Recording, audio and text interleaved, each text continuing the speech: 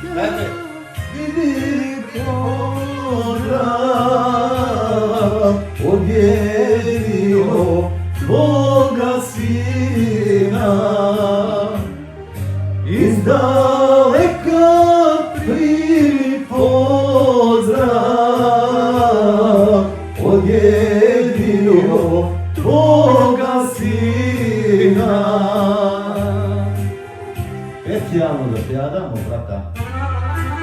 Specijalno za naše majke, za majku Fatu, za majku Remziju. Za Remku i Fatu specijalno od svojih jedinika. Nek su živi i zdravi. Još godina što. Hvala. U tuđinu ja sam sada, sudbina rastavila.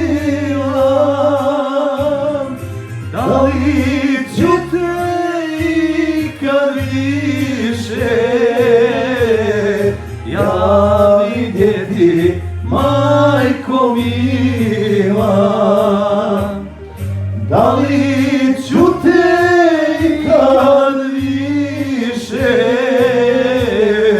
ja vidjeti, majko mila?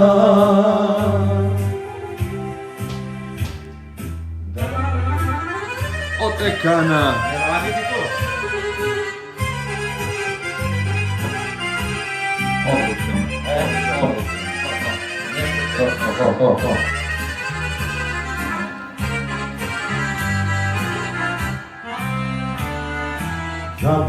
Zaboravim nikad neću